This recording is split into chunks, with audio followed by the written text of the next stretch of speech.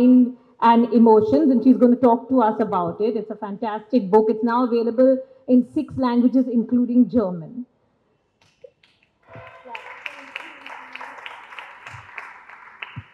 Just a quick note, we have to approach health from a holistic point of view because we have to take into account mental well-being and physical health because both are equally important and they're closely linked. And yoga and Ayurveda said this thousands of years ago, that one cannot be viewed without the other. And now the rest of the medical world is realizing that. So to dive into this discussion, we have this amazing panel that I'm going to introduce.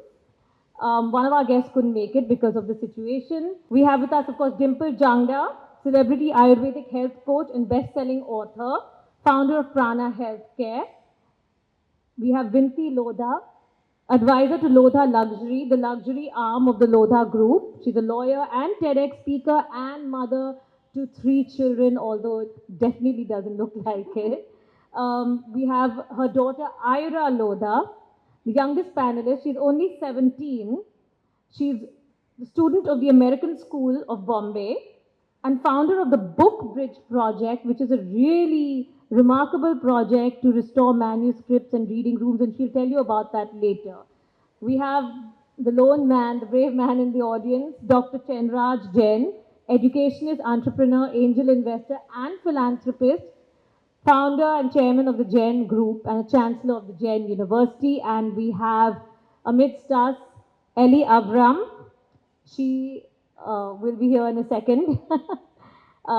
She's come all the way from Juhu, so, hand it to her for that in this weather. She's a Swedish-Greek actress who has now taken Mumbai and Bollywood by storm. She gained prominence after participating in Big Boss in 2013 and hasn't looked back. So let's start with this discussion. And, there are some, men in the audience. Don't worry, it's going to be relevant for you all also. Because we're going to be discussing gut health and that's relevant for everyone, really. The panel, as you know, is on women's wellness and that includes mental well-being as well as physical health. You're from the glamour industry, from, Bollywood, and you're now taking Bollywood in Mumbai by storm, even though you have Greek, Swedish origins. The beauty bar nowadays is very high in our society, right? It's almost impossibly high, especially for women in the film industry. We see that women are often judged, and that puts a lot of pressure on them to look great. We've also seen how a lot of young actresses then go to extreme lengths to look beautiful, extreme dieting, intermittent fasting, a lot of procedures. So do you think that mental and physical health suffer as a result of unrealistic beauty standards for women in our society? And how do you manage it? First of all, thank you so much for having me here. Now, answering your question, I would say it's such a journey to actually understand this when it comes to health and the importance of it, and the importance of working on yourself and keeping a balance. Sometimes we just learn something and then we become completely like extreme and we follow it, not realizing what side effects that can have. And I'm always someone who's been trying my best to follow whatever is natural because that's the way my parents have brought me up, and my mom is a person who studied homeopathy, so I've grown up with that type of medicine and all everything like organic and as natural as possible. Even when it comes to makeup, that it should be like best option possible for the skin. And then even my family has also studied as much as possible regarding like food and the importance about food, and it's something that we don't tend to think about, that how important it is to actually understand what we put in our body and how that reflects on the outside. And ever since I came to India, I've just got to learn more and more. Like, I didn't know that there was something called Ayurveda. Wow. Yeah, so I got to know about Ayurveda and I was like, wow, this is like so interesting.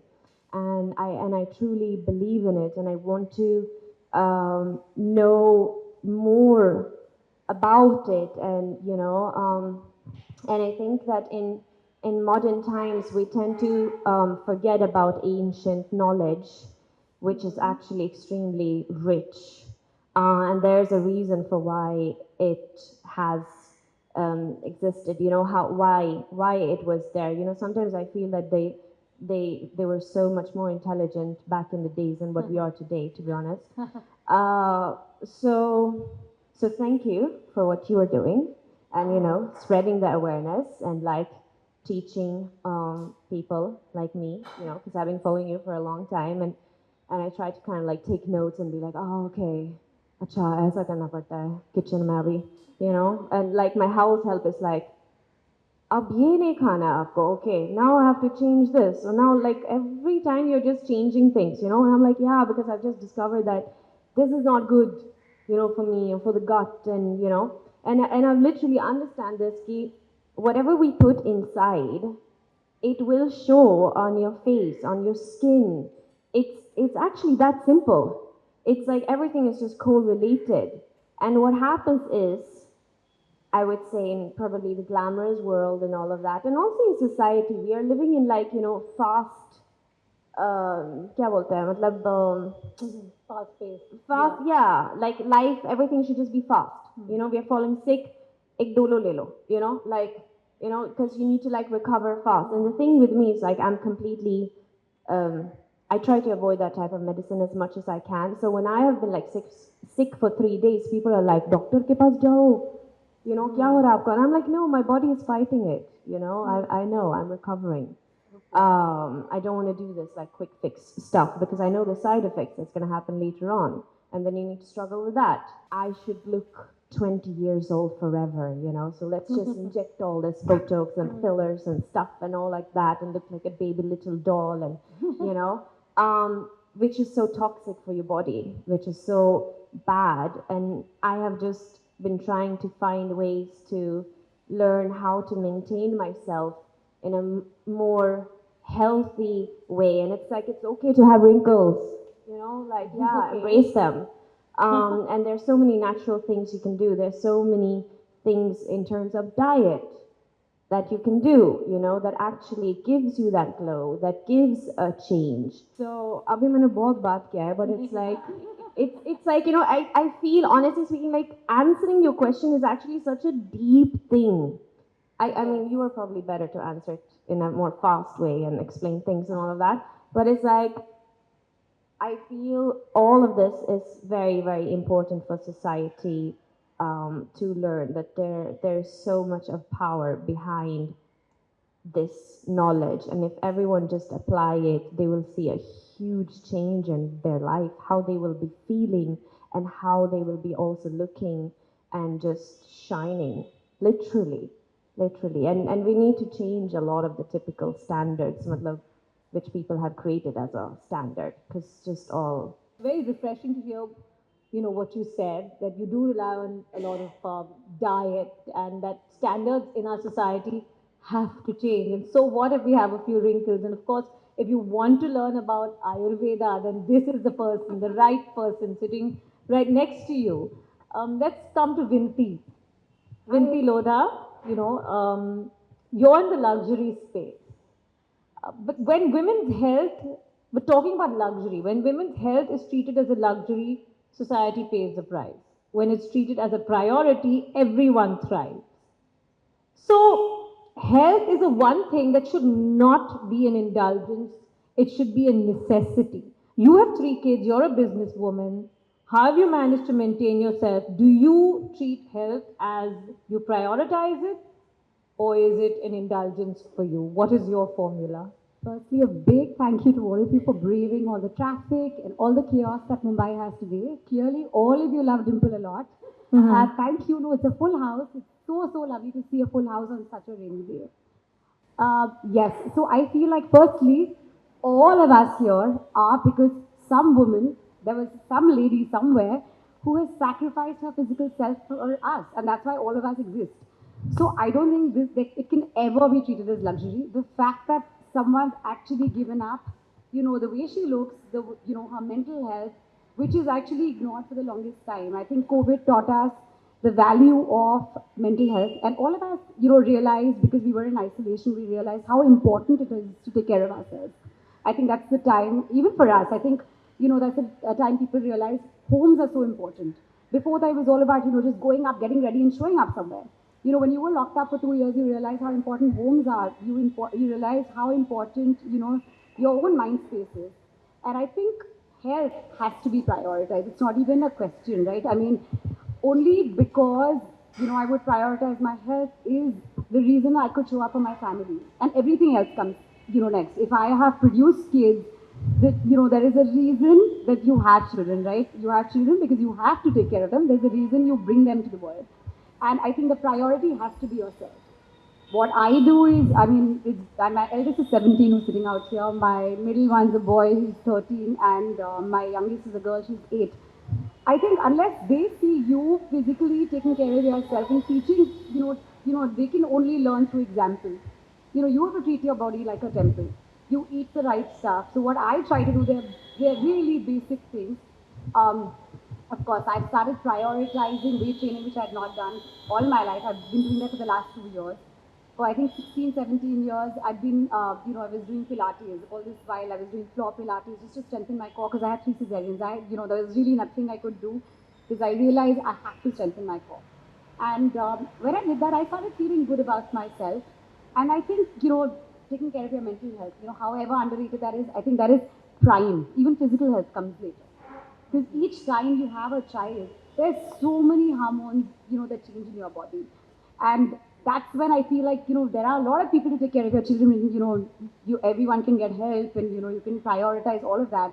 But you need to take care of yourself. There's so much that happens. And I think, Dimple, you need to bring that to light. And I think now I'm in my mid-40s and I realize there's so much that is changing, in my hormones. There's perimenopause happening. I'm seeing ladies going through menopause. Thankfully, we're in a society now which is a lot more aware. So we know, you can look at reels, you can look at, follow relevant doctors, follow relevant people and understand what's going on in your body. Otherwise people would just think, oh, she's going mad. Like, why is she always screaming? Or what is going on with her?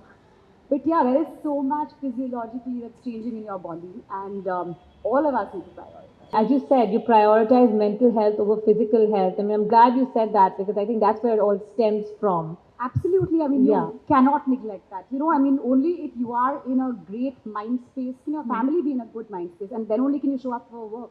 Yeah. Everything happens after you being in a good mind space. And as Dimple will tell you, and as Ayurveda and yoga say, that most ailments stem from, from the mind. It's mental distress that leads to a lot of physical ailments. So it's basically most of our physical ailments are psychosomatic, but I'll let Dimple talk about that. Dimple, my first question to you is, I have a lot of questions for you, but first question is your book, Heal Your Gut, Mind and Emotions. You have said in that book that the gut has a direct hotline access to the brain.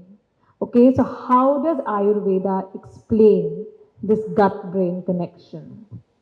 Well, that's an interesting question. For those of you who've heard the word Ayurveda, you've heard it from Elli, you've heard it from Vinti and Anushka, and for some of you it might be a new science. It's a 5,000-year-old science, literally as old as humanity. If anything helped our ancestors preserve their health and exist, and the reason why we exist is because there were some home sciences, some natural sciences, some preventive healthcare life sciences that allowed them to overcome many, many pandemics. The reason why human beings are not extinct is because of these sciences. I know it has been sidelined because of the colonial rule. There was a time when it was completely abolished and only English medicine was practiced. But COVID was a massive wake-up call. All of us shifted towards preventive healthcare life science. Ayurveda spoke about gut health in different terminologies. It spoke about Agni, which is called digestive fire, which lives in the gut.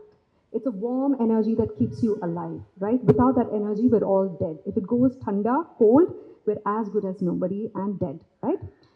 Modern medicine calls it the digestive system. In school, we learned it as stomach, small intestine, large intestine, and colon as separate organs. Recently, modern scientists have discovered that you cannot function in an isolated manner. This is a holistic set of organs. So anything that contributes to the digestion, absorption, and assimilation process and elimination is called the gut. So some scientists say Anything below the stomach where the food passes after digestion is called the gut. So this second part of your body, the lower abdomen. But there are some scientists who say everything from your mouth to the colon is actually contributing to the digestion process. So it's the gut. Now the gut is the largest set of organs in the human body. It's not the brain, it's not the heart, it's not the liver, it's not the kidney, it's not even your limbs. Your gut is the largest set of organs. It's like a massive, beautiful car with an engine that works. Without the engine, the car is of no use. And this is your engine. This is your fuel tank. This is where energy, nutrition comes from. And this has a direct connection to the brain. This is how God planned it. There's a direct hotline called the vagus nerve that sends messages every micro-million seconds. So even while I click my finger, there are at least 20 messages that has gone from the gut to the brain, telling it, oh, I'm empty, I'm ready for the next meal. I'm full, stop eating. But the problem is, we don't listen to our gut. Our intuition comes from the gut. Our emotions are stored in the gut. When you feel anxious, scared, excited, happy, nervous, butterflies fluttering in the stomach, you feel it here, not here, not here. The gut is called the second brain, and some scientists have gone one step forward to call it the biggest brain in the body. So I urge all of you to focus on your gut, give it some attention, listen to it, and you can prevent a million diseases if you listen to the gut. Reverse pre-diabetes, using the power of the mind, night fasting, and nutrition. And how did you manage to do that? It's all about self-discipline. Thank you very much. I was supposed to be the audience today. She is the celebrity, Dimple, and all of you, Madam Lodha ji, Ayrah, she's a star, 17-year-old Dimple has done it. So she's just planted me on the chair here. You come, since you are coming here, you also sit. So I am not a part of this discussion, though it is a right question what you asked me, madam. If you look at when you fall ill, in simple terms, I will not talk in technical terms, we panic and we go to a doctor, allopathic doctor. And in 3 days, this test will happen. And then the next day, they give you 2 medicines.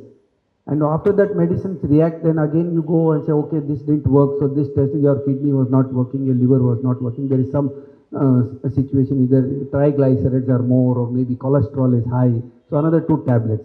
So this steps goes on for next 7 times, 8 routines for next 2, 3 years, 5 years, and we end up taking 11 tablets a day. So this is the science, and today India is declared 50% of the people are diabetic. It is not like that. In those days, it was only 2% people were diabetic, and up to 11 HbA1c, up to 11 was not declared diabetic. But then, this commercial models, how it works, business, consumerism, marketing. So far, they have brought down to 5.5 HbA1c now, and you are declared as a pre-diabetic. I never took any tablet. I went on up to 8.4 and brought it back to 6.2, 6.1, only by walking, self-discipline and basic manners, self-discipline and mental sleep 8 hours, bring down your stress and be meditative in your work. So people just get extra outside when we see the pressure, it hits our mind. So it's not, our body is designed to live for 128 years without wrinkles. No wrinkles is required, 128 years. And if you breathe only 4 times a minute, your life increases by 20-30 years. So our serotonin, our effect, happy hormone, cortisols, everything we release. So mental wellness, every second person is in stress in this world. So my discipline was 3 hours of physical discipline, 1 hour of walking, 1 hour of core exercise, 1 hour of gym, 6 hours of badminton in a week. At 65, so last 50 years I would have hardly taken 2-3 tablets. And not even required till 13 years I would have taken 10,000 tablets. I told my mother I don't want to live now. By the time I took the decision, after 3 days it was a miracle, and just I'm here today. So it's all about your self-discipline and your eating habits. People scare you all for eating habits. I don't agree with the nutrition style, ye kha lo, ye kha lo, ye kha lo. There are regions, there are places, there are situations. Maharashtra has a different style, Karnataka has a different style, South Indian has a different style. We get into proteins, we get into fiber, we get into carbs. These are all modern languages. Our grandmothers never thought of all those things. Oh, lakdi mein चूल्हा जलता था और हम खा लेते थे खाना. It's all about minimum eating and healthy thinking. So we eat more. And now we talk about maida, we talk about gluten, glycemic index. We अरे इतने पूरे लाइफ में तो रोटी तो खाए ना, तो सडनली अभी रागी रोटी आ गई, ज्वार की रोटी आ गई, वो डरा देते हैं. Not required.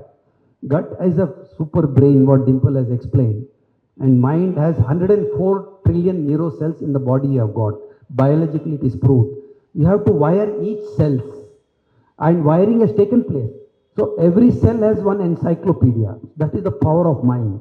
If you keep yourself planned 8,760 hours a year, 8 hours for sleep and 8 hours for personal life and 6 to 7 hours for your professional life, if that is balanced, I think you don't require a doctor or anything for that. And our grandmother's recipe in the kitchen, all Ayurvedic materials are available, from haldi to cinnamon and to everything is available to balance your diet. Minimum 1.5 to 2 liters of water in a day. Your 6,000, 7,000 steps in 7 installments you can do. Nobody can stop you from that. It's all about the mind. So we create mind over matter. So it is all willpower and your determination. So your self-discipline. So I'm going to bring my HB1AC to 5.5 without even, I'm eating sweets daily. And I don't come out of rice. Rice he plate से निकाल दे, जो rice ही खाया जिंदगी भर आदमी, और बोलते doctor बोलता है राइस नहीं तुम ये खाओ, तो you always feel defeated and you are craving for that. So I eat sweets, I take milk chocolates, I think everything. I go to the ice creams also, and nothing happens. So it is that scientifically it is right or not, I don't say that. But 99% you need not go to a doctor for 128 years. Last breath, your engine is designed for 128 years. Believe me, Ramdev Baba and myself, when we sit and discuss, we discuss a lot of things.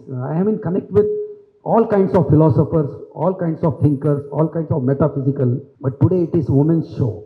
So I am just an odd man in a place here. I don't want to get into that discussion detail, but I can talk for 100 hours also on any topic. I am a school dropout, 8th standard.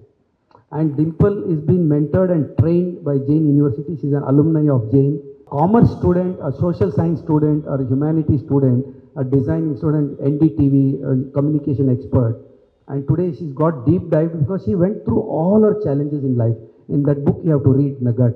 The kind of physical challenges what she went through, what Madam also said, as we age, menopause, and other hormonal balances.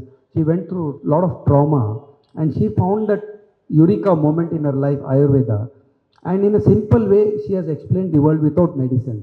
She also doesn't believe in giving too much of medicine in Ayurveda time. She has a doctor in a clinic, but she always believes that your physical fitness and your mental toughness and your self-discipline is more than enough.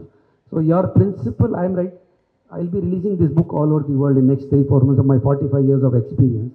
How it works, your timing of 24 hours, if you can manage it in 3 parts, nothing is impossible in life to manage. And no cancer, disease, it's all, your vitamin B, vitamin B12, vitamin D, these are vitamin 17, these all things are there, no cancer is required.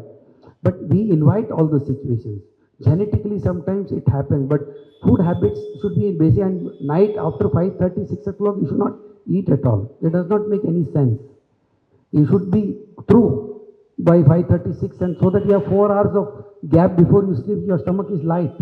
You are into, sometimes your bread and pizzas are 10 years, or 10 years before what you ate is still there in your gut.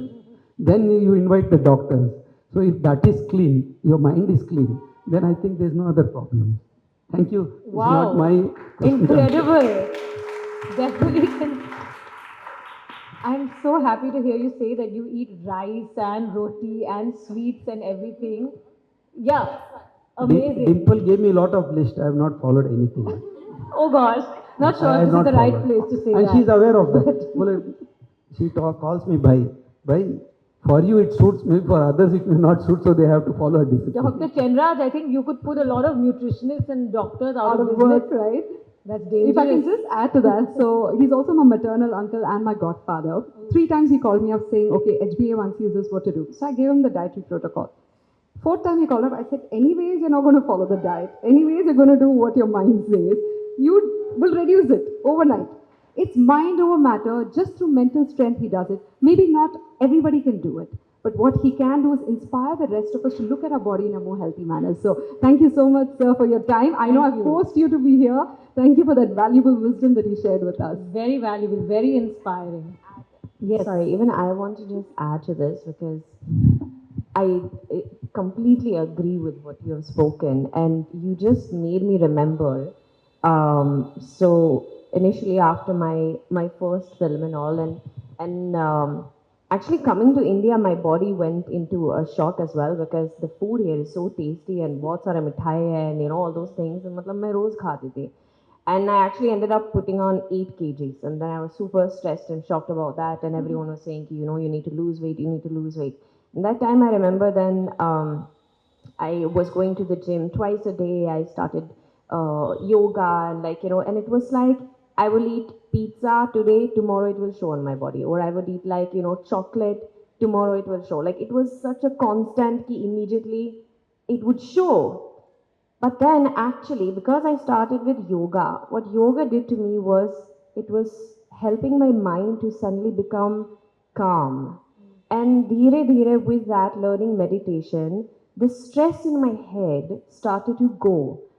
And now, of course, I have overcome that completely. So today, if I eat a pizza, a burger, chocolate, candy, jo bhi hai, kuch nahi hota hai. Nothing happens to me. And I truly believe it is because of this, what you just spoke, because I'm not stressed about it. And I hear my friends being like, yaar, nahi kha sakte ho, matlab, kal wo dikhega. Yeah, like, nahi, kitna calories abhi khaya hai maine, and, like, I put on very easily. And I'm like, you keep on saying that, wohi hoga. I stopped saying that, I stopped believing it. And such mein wo hota hai aisa. Matlab, nothing affects me, it doesn't happen. And I realize it's all here. Stress can really create so many things.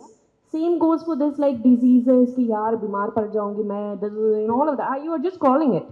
You're telling the universe ki I want to become sick. I want to add to that too. Yeah, Vinti. I have never, ever in my life had any sort of a diet. And honestly, I truly believe in this. The vibrations you give your food. I will exercise. I will go to the gym 3 times a week. I will do all of that. So it's not like I'm going mad exercising, but I truly enjoy the food I eat. So there is nothing that I eat sugar every single day of my life. Wow. And I really believe that my grandparents, everybody's lived like such a healthy life. They were like in their 90s, they died peacefully. And they always loved the food they were eating. So why should we think of how many calories are we eating? Like eat that with joy and go walk. Cosmetology, and looking at her, we know where her superstar daughter Priyanka Chopra gets her genes from. Welcome. Thank you so much for making Thank you it. very much, and I apologize to all of you for being late. All of you know what was the hassle. No, you on made the it, and way, that's great. Ira, you started this book bridge project, which restores manuscripts in reading rooms. Okay? And at a time, that's really commendable because at a time when youth are just stuck to their phones and social media is creating so many mental health problems. Everybody here is talking about mind over matter and mental health. So was that part of your inspiration to start this project? If you could tell us a little bit about it. Definitely. Thank you for that question, and thank you everybody for being here. I think, the problem of social media in today's days, an obstacle we definitely have to surmount, and especially for the youth, I think it's had a really big impact on us, and especially in our formative years, it's something that's shaping how we think about ourselves and how we perceive our world, especially social media. I think you get used to instant gratification, and our attention spans have really diminished. And for me, literature and books have always been an outlet of sorts where I can really just let myself think and breathe. I've always been a voracious reader. And then I guess the project obviously in part stemmed from this idea that we kind of need to work on the damage that social media has caused our mental health. But also from the fact that I am just someone who's really passionate about literature. We travel abroad often, and in London, I'm a member of many public libraries, and I find myself going there, and the communities are just thriving. You see the libraries are full of people. And then you come back to Bombay, and, I visited the Asiatic, here, the David Sassoon, and the buildings we have are just gorgeous. The structures have been curated so carefully, but often they just remain unused.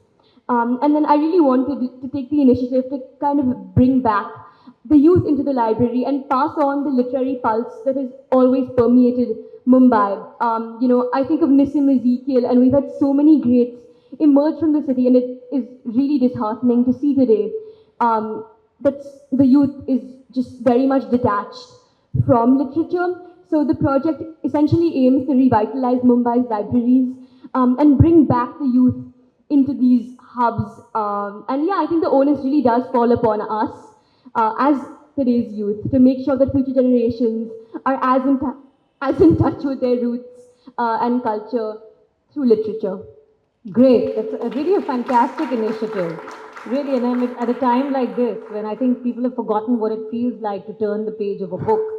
You specialize in ENT. You worked with the army, but then you went into cosmetology later on. But your approach to health, of course, you've been trained in the allopathic tradition. It's modern medicine. But I've seen on your social media you often talk about home remedies. Do you combine like modern medicine and traditional approaches when you talk about health, or when?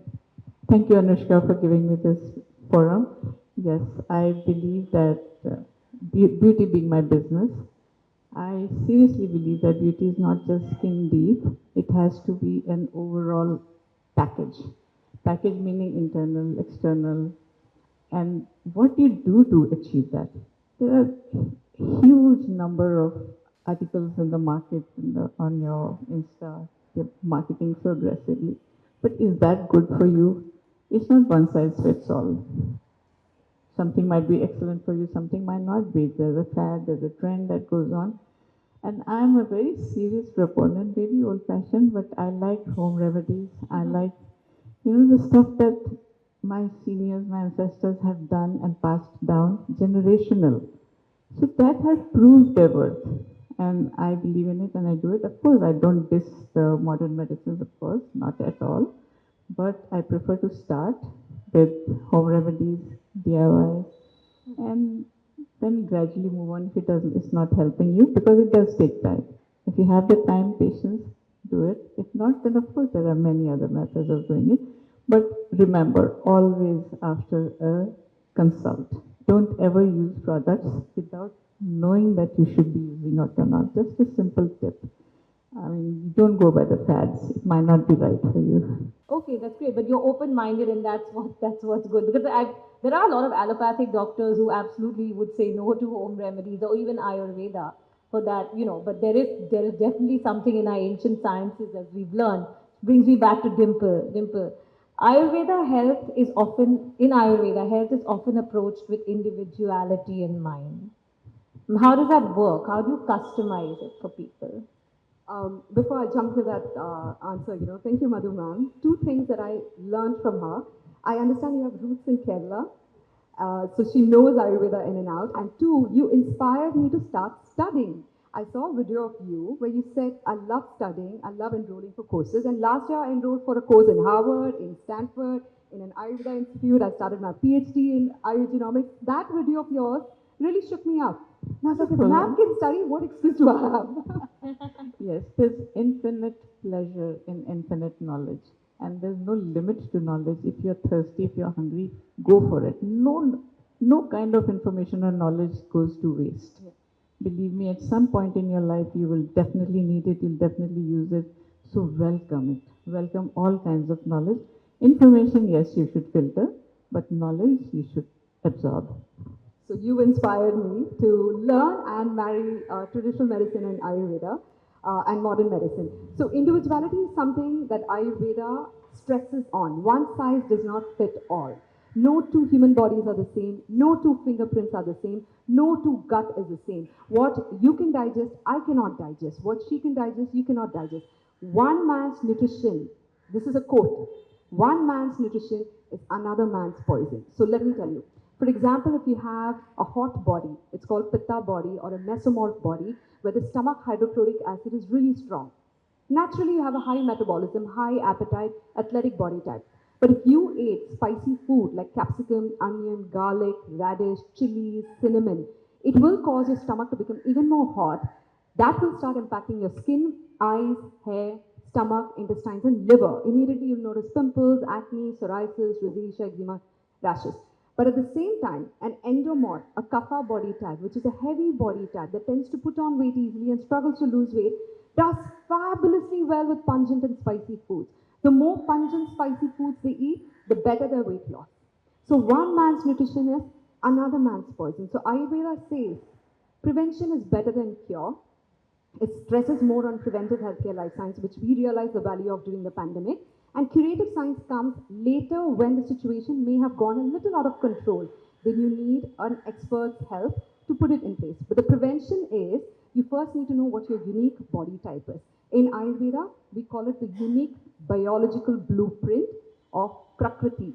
You were born with it, it doesn't change an entire lifetime. For example, you're O positive. But at the age of 18, on your birthday, you can't say, I'm going to be B positive from now on. That's not going to happen. You can't change your blood group. Similarly, your Ayurvedic body type doesn't change. But every 2 hours, 3 hours, your body goes through changes and imbalances. In the morning, I might have been hyperactive. In the afternoon, I might be feeling sleepy. In the evening, I might be feeling my very best. So your body's personality is changing every few hours. And as you go deeper into Ayurveda, not only does it tell you how to personalize your diet, nutrition, lifestyle, it can teach you the science of eating based on what you're feeling. If I'm feeling angry, I'll have a big plate of sweets. If I'm feeling lazy and lethargic, I'll have some spicy food and pungent food. I can change my mood and my emotions based on the food that I'm eating, and I can also use food to fuel my ambition. So say I'm on a particular project that requires me to be active, so I'll have a lot of pomegranate and pistachio to stay light. That's what the power of personalized sciences, and that's what Ayurveda can help you get. And I'm not saying one science is better than all. When East meets West, when modern medicine meets traditional sciences, we can save humanity. And that's why we have such a diverse panel here on this stage today. Yeah, modern medicine meeting traditional science is all about being open-minded. Definitely. I just want to know how we are on time, whether we have one more round of questions or should we do a rapid fire round?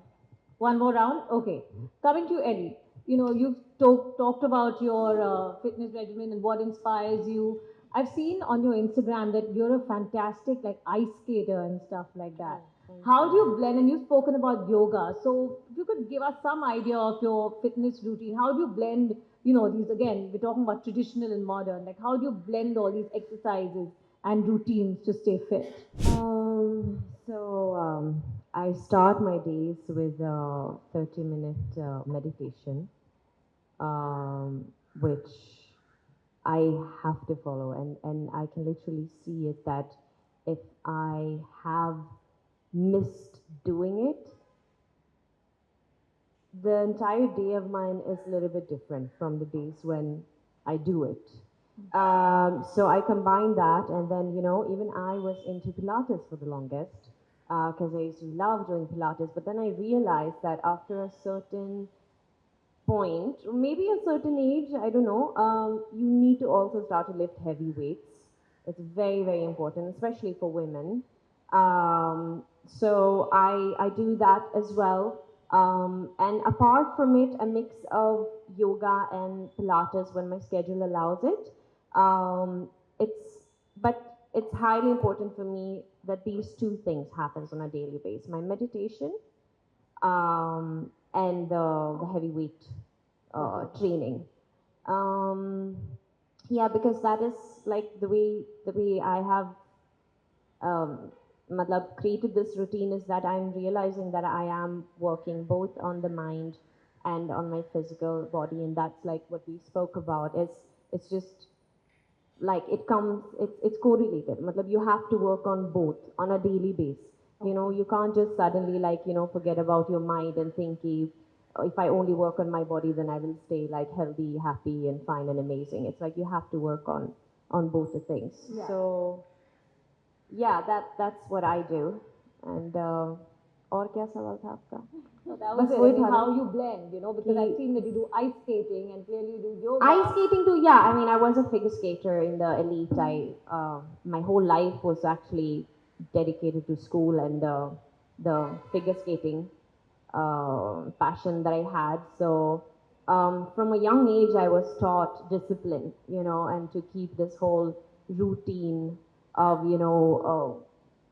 like the workout, and obviously because it's a sport, right? So so you want to become best in that sport, and then so you are learning about food and the importance about food and yeah, all those things. Um, which is another thing I think is also very great to do in your life, and also like to teach children the importance of like fitness and to keeping some kind of a physical routine apart from like the studies, because it helps you in many ways in life. And I think that is what is so beautiful also about like the Indian culture, which again coming back about this whole ancient knowledge, where you know yoga and meditation is kind of like truly part of it, right? And why it is so, you know, and that is what I have learned, like coming to India, um, why so many of these things actually exist, and why it is so powerful and why it is so important to do. It's not that you're going to do yoga just because you're going to get this amazing lean body. It's far more deeper. Like I remember when I learned Ashtanga yoga, and my yoga teacher kept telling me, because I was like, yaar, nahi karna hai mujhe, you know, like it's so tough, and it's like I just wanted to give up, you know, and he was like, you need to overcome your mind, Ellie, you know. And I was like, okay.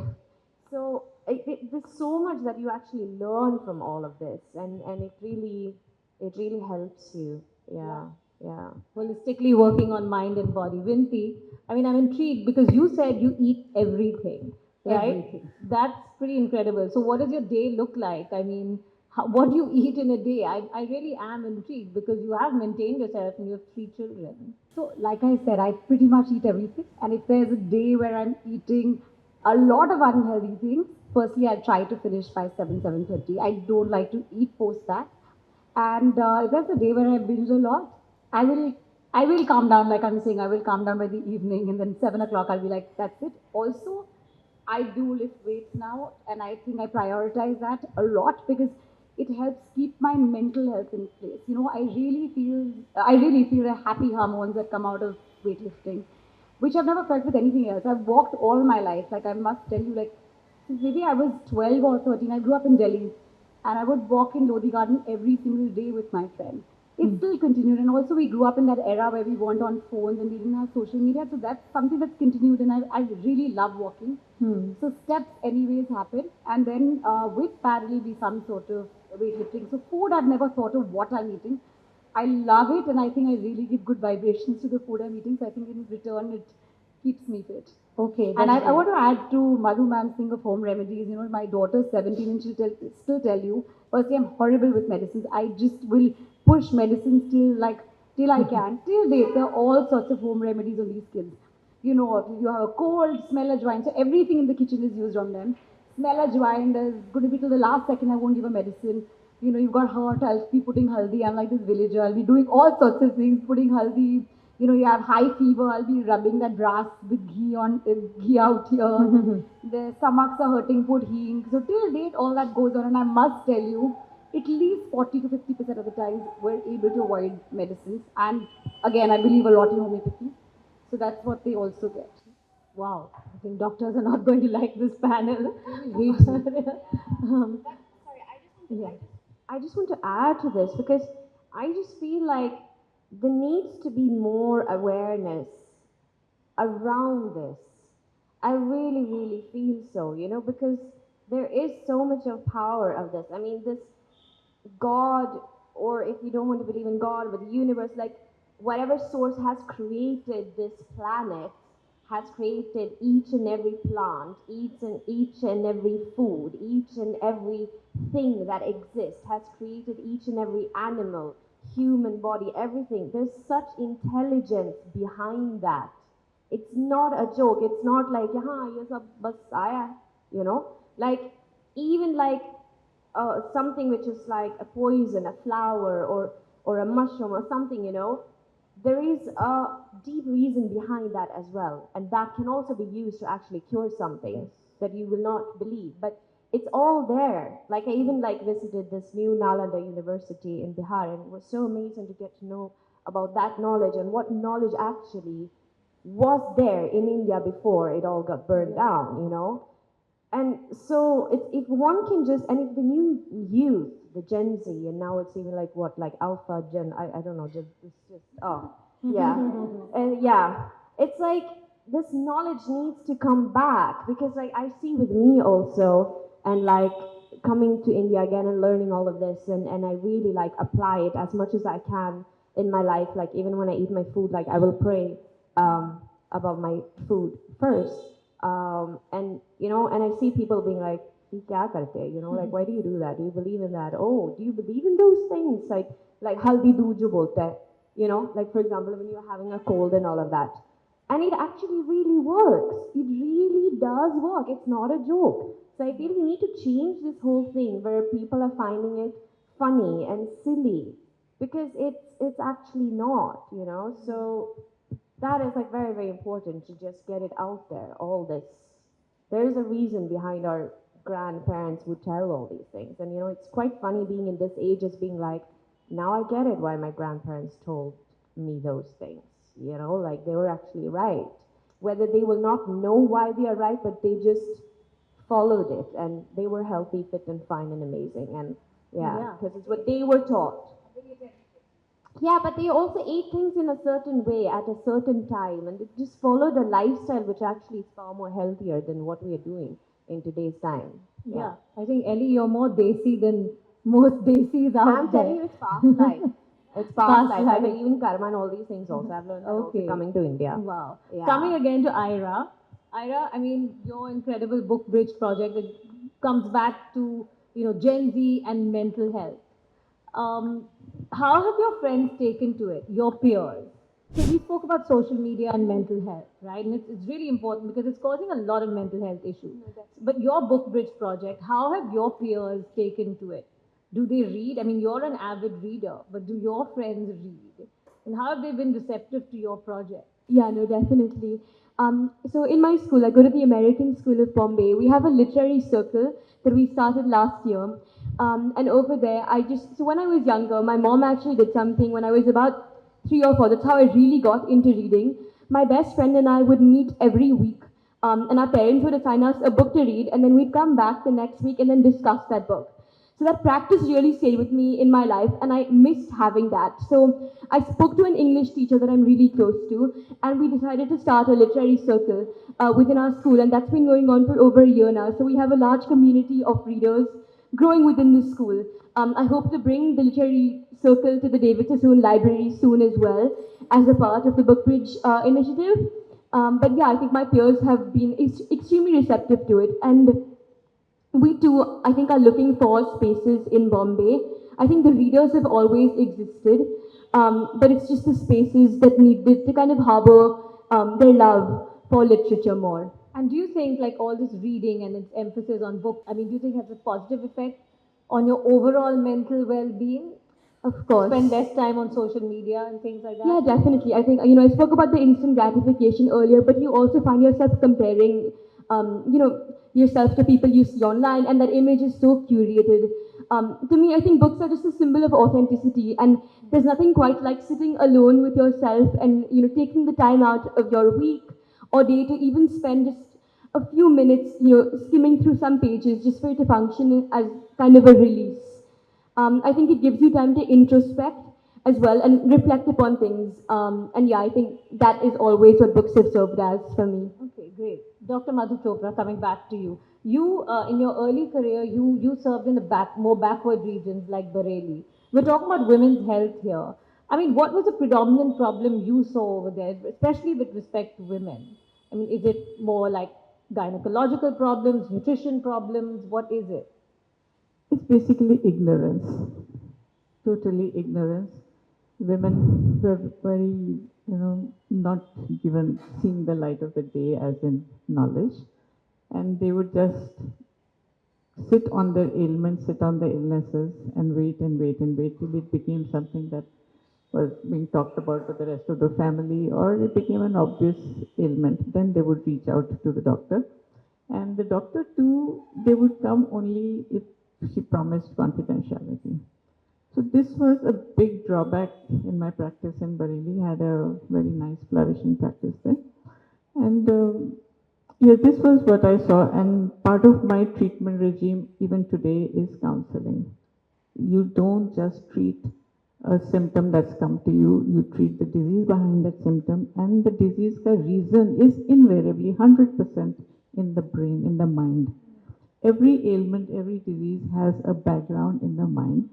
So, mental and emotional well being is the crux of my treatment. I don't just treat a symptom, I just don't treat a disease, I treat the person. Don't treat the disease, you treat the person. Absolutely. And Dimple often says that. You want to comment on that before we go into a rapid fire round? Yeah. Absolutely. Mind and body has a 1:1 relationship. What happens in the mind, the body simply mirrors it. If you believe in Atma, soul, we spoke about karma, your soul is ageless. It was neither born, it's neither going to be destroyed, it's never going to die. Your body is simply an outfit that you're going to wear for this next 90 years while you live in this world, right? The body is simply an instrument for you to experience this world in this human form, for you to achieve your higher consciousness, for you to become the most spiritual, kindest, happiest version of yourself, right? So let's not forget that this is just a vehicle we must take care of. It's like your car that you send for servicing every now and then. But this is an instrument. This is not the journey. This is not the destination. It's an instrument for you to go through this journey of humanity. This is where everything is. Your mind.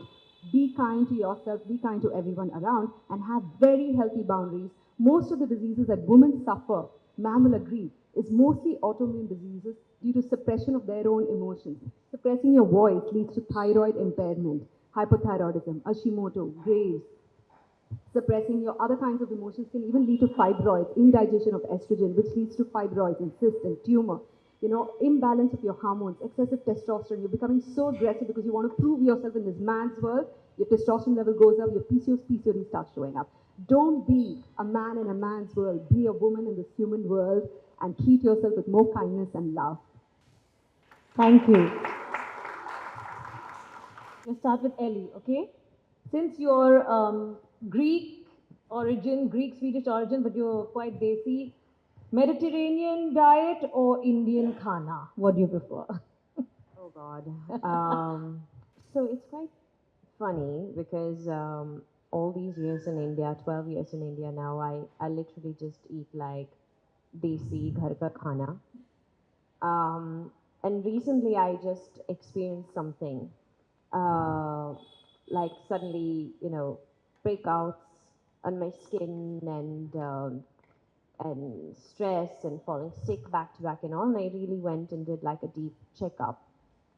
And it turns out my blood group, my everything now, it seems like that there are certain things which does not suit me, my body. My body is reacting to it. It's falling sick to it. So it's kind of like I need to go back to more basic, like a boiled potato in Sweden, like we eat it. Okay. And, non-veg apparently suits me better, where deep down in my heart, I don't want to consume it. So, that's the phase I'm in right now. So yes, I love desi khana. But yeah, All right. it is what it is. It is right what now. it is. Fine. Yeah. Back to a Swedish diet. Okay. Yeah. Dr. Madhu Chopra, Botox or aging naturally? But you're giving a kick to my business. You spoke about, traditional methods, so. Your tradition is good, but there comes a point when tradition fails you. And I think Botox should come out of the closet. It's nothing very harmful if given by a trained professional or somebody who knows exactly what kind of dose you should give. I think there's no need to be ashamed or embarrassed about wanting to look good. I mean, man or woman, everybody has a right to look good, feel good, be confident, because that is what is going to take you places. And if Botox helps, Botox helps. Okay. Let's not villainize Botox or fillers then. All right. Vinti Lodha, sleep or skincare if you have to choose one? Sleep all the way. And you realize that with age, there's nothing more peaceful than good sleep. Okay, great. Dimple, one trick to prevent overeating. Overeating. One trick to prevent overeating. Simple rule, works magic. Sit in Sukhasana pose, which is called the half lotus pose. Sit on the floor. It sends messages from the gut to the brain very quickly when you're full. And when you sit down and eat, you're leaning forward and backward constantly. That oscillating position also allows you to digest food faster and sends better messages to the brain. Make sure 80% of your appetite is enough. You don't have to wait till you feel like you're going to die from the food. Don't wait till then. 80% of your appetite is enough, and you can literally survive on that. And 95% plant is what I always keep emphasizing on. Eat what comes from nature, not what comes from a factory. You were born in the womb of Mother Nature, not in a factory, so don't consume things that come out of a factory. As natural as possible. Okay, great. Ayrah, podcasts or books? Well, I think I can only go one way, books. Okay. All right. Yeah, of course, that was easy. One more for you, since I was so easy. Fiction or non-fiction? Oh, that's difficult. I think when I was younger, it was definitely fiction. I read a lot of Enid Blyton. And then my dad tried to get me into non-fiction. He was like, it's about time you ground yourself into something. So I started reading a lot of biographies, autobiographies as well, which I really enjoyed. I think now I like a mix of the two. My favorite genre right now is historical fiction. So blending fiction both with fact. Okay, Yeah. lovely. Dr. Chenraj, you waited very patiently. Education or entrepreneurship? What excites you more? Entrepreneurship. Entrepreneurship. Yeah. Okay, but you are the chancellor of the Jain University. This is the first university in the country. After 2 years, we are telling job seekers need not apply in Jain University. Okay. Just to conclude with 2 points, 150 people on the planet are holding 80% of the wealth of the world. We have 800 crore population. Please keep that in mind. Below the economic empowerment line, 75% of the population of the planet are below the economic empowerment line. I'll call it $3 a day or $2. So the wealth has to be distributed, otherwise it is concentrated with only 3% of the people on the planet. So I followed a model of 3% visionaries, 22% intellectual force, where they build the dreams of the entrepreneurs, and 75% is the skilled force. So I have kept myself 60,000 students at a very skilled force, 10,000 people as an entrepreneur. So solopreneurship is the future, and that is where I think Jain University has completely transformed students, because it is a goldfish era now. 9 seconds attention span. The audience sat for 1 hour. I think we should give big hands to the entire audience. Applause for the audience. Because all of you, including you and me, we are at the sitting stage of 9 second attention span. So it has to be preoccupation, it has to come with variety. So I always believe education, knowledge with solopreneurship, where they provide jobs to the others. That's my model. Okay, great. Yes, we have gifts for our chief guest, calling upon Gautam Jangra to please present Dr. Madhu Chopra, Dimple's father. This is Lalita Jangra to please present Elli. Thank you. Can we have Anurag to present Vinti Lodha with a token? And Anya to present the youngest, very dynamic member. Oh, Anya's not here. Okay, Gunjan to present Ayrah. So we've launched the book many times actually and celebrated it many times. It's a national bestseller. It's available in English, Hindi, Marathi. And Hindi and Marathi was actually launched by your mother-in-law, Manjuji Lodha. Now it's available in Gujarati, Punjabi, and German out of pure demand. Nothing else, because we have people telling us they use a phone translator to read the book from English to German, and I felt so bad. I was like, all it takes is a little, effort and some amount of money. We got the German book out, and we are now working towards getting the book out in Mongolian language, French, Italian, and Spanish, hopefully, because we just want to become the largest exporter of Ayurvedic preventive healthcare education to the rest of the world as a medium. Not that we own it, we don't have the intellectual property to this knowledge.